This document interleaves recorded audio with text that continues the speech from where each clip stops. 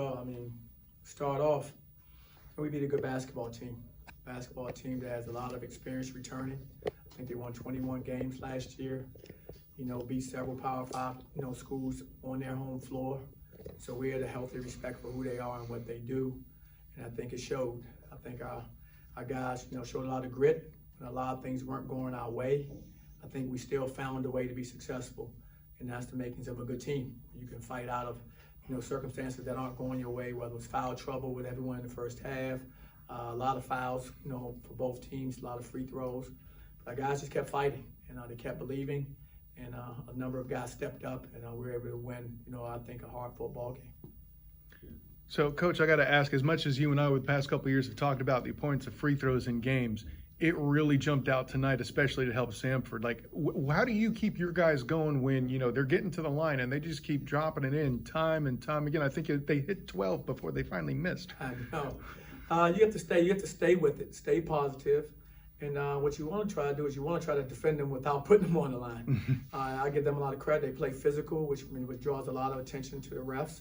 And so therefore a lot of whistles came. And I understand. I think they were deserving. But we have to do a better job of being disciplined on our defense. That's not how we want to guard. We don't want to send any team to the line almost 30 times in the game. And I think, just so you know, they average 27 free throws a game for the season. Oh, wow. No, so this is not a character for them. So our game plan going in was trying to limit that. And they still shot their average a little bit more. So they do a very good job of that. I thought we responded, like I said, in kind. We got to the line a number of times, and we were able to fight through a lot of adversity when things weren't going our way and found a way to win. Hey, Coach, it seemed like every time you guys were pulling away, there was never really a considerable lead for either team. But how frustrating is it when they kind of inch back in? Like, what do you do to work with that? Well, like I said, I have a real good respect for how they play. They play with a real maturity. Like, they don't get affected whether they're up or down. It's kind of like they play the same way. We had some momentum, got up a possession, got up by 2 possessions, bam, they make a play or two. And that happened continuously whenever we did that. But in scouting them, I saw that against every opponent they played. It was the same exact way, and that's why I said my respect level is really high, because they show a maturity of being able to go to the next play. A lot of players, when it's happening, they dwell on the play that just happened, didn't go well, somebody just scored. They still may be a possession or two before they get their minds back focused on what the task at hand is. They don't have an issue with going right to the next play, and I think that's why they can respond so well. When teams make a run against them, they make a run right back. And something that looked like a credit to your team, at least this group is a group that scores a lot of points going into this game. I think they had like a 42% either 3-point or field goal percentage going into the game. I forget which precisely, but I think it was 9 for 28 from 3. So you managed to keep that kind of contained. How did you guys manage to do that? Well, with a considerable awareness of those guys that can shoot the basketball. All week we were preparing for those guys and trying to take that away from them. They average 86 points a game, I believe. 86 points a game. So you look at regulation, us holding them down to 70 in regulation was below their average, which was good for us. And we knew that was going to be a challenge because they've scored the ball extremely well. And that's the way they play. They press 40 minutes a game. They run, they space the floor, and they're attacking you all the time. But I thought our guys did a good job of following our game plan for the most part. The thing that kind of hurt us was a little bit of the foul trouble in the first half, kind of made it disjointed, where a number of our guys got in foul trouble. DJ fouls out in the second half. When he's in rhythm, he fouls out. And I give a lot of credit to Jalen, who stepped up because his role changed at halftime when he came off the bench and DJ started. He didn't let that affect his performance. And so when DJ fouls out, he responded, he was ready for his opportunity again and made the most out of it for our team. We kind of talked about this with the guys too. Jalen Young, and then also the combination of the close game tonight. You've seen 2 close games, with Asheville and Miami. Granted they didn't go your way, but like, how much have those games helped you prepare to get through this one tonight? Well, they definitely help us because the more times you're in those situations, you're learning each time you're in them. Like, we'll learn from this one. 2 of our losses are like 1-possession games, overtime, against, UNC Asheville, and of course Miami 2-point games. So, those are things we're going to learn from. And I think it showed today. We're in those same situations, up and down, late game, under a minute, and we still found a way to be successful. And I think that's from the experiences we've had. Coach, better distribution from you guys tonight compared to last game. You guys had 4 assists against Miami. Today, 14 assists. Is that something you guys are working on in practice? Definitely. We want to take care of the basketball better, and we want to get more connect. We want to have more connecting plays, which means plays that lead to assists.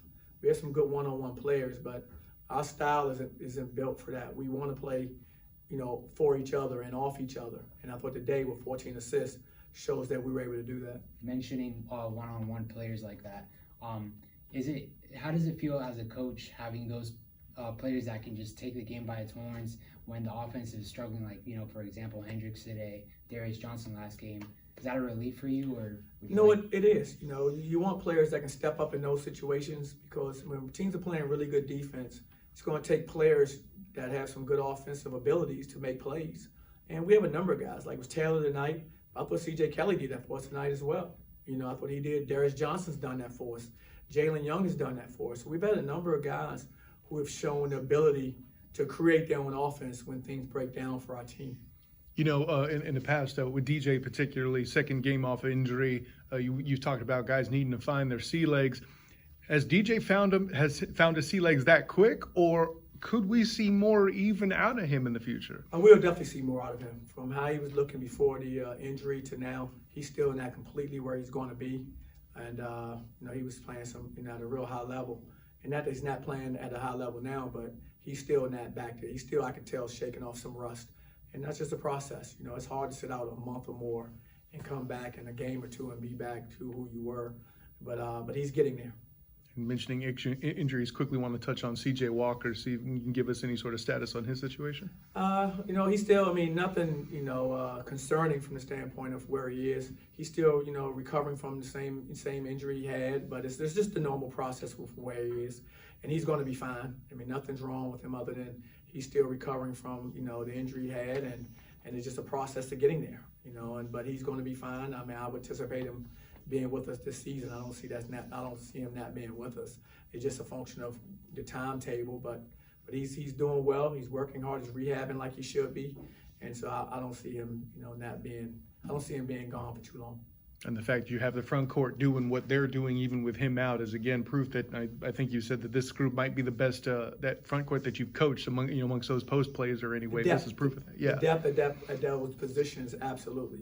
You have a number of guys that you can trust to go out there that can contribute, and that's what we've been relying on. And the guys have been stepping up in those roles, albeit different roles than they probably would have if like CJ was back and he was back in rhythm. But I give our guys credit; they're making the most out of their opportunities, which is what you want to see, young guys do.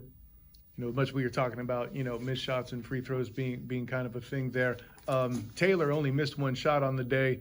I don't know if you got a view of the behind the back dribble early in the game on his second shot that set up that three. When you see that as a coach, what do you think? Well, the first thing I think is, I can't teach that. Some things guys can do out there, and you like it when there's some things the players can do that you can't teach, because those are just natural instincts and natural talent that he has, and he made a great play. Coach, this game was looking very similar to the first game of the season that it went to double overtime. What was the message in the first overtime period compared to the first game of the season? The message was very similar. We think we're going to win. It's a new beginning for us, starting over with 5 minutes to go. Let's lock in. We're going to try to win on defense and rebounding. We want to go into it with a healthy mindset of let's defend and rebound, let's hold them down as much as we can, and let's look to execute when we come on the offensive end. Just very positive. I don't want our guys coming to the sideline and think, oh man, it's overtime again. I want the mindset to be, oh, it's overtime, let's go get it. I want to, so everything's always how you frame it, the choice of how you view things. And I want our guys to always view whatever the situation is positive and go to the next play with that mindset, as opposed to, one that has more negative energy. Coach, with the gaps between games being finals, how does that affect the outcome of the game and how you guys play? And what are you doing to prepare for these gaps? Well, the finals are going to take priority. For us, that takes priority. So I want to make sure our guys are really, focused, making sure they're preparing themselves to put their best foot forward and academically. I want us to finish strong academically, and then after that, we're concentrating on the basketball piece. But right now, my guys know, I prioritize things in life, and academics come first. It comes before the basketball piece. And so if guys need extra time, guys, don't have, if they need to be somewhere and they can't practice, then it's okay, because I know it's important for them overall beyond basketball. How do you win in life, not just the sport? And so that's what we teach here. And so, the priority will be academics. So whatever they need, that's what we're going to end up, helping them with. All right. Thank you. Thank you so much, Coach. That's welcome. All right. Guys.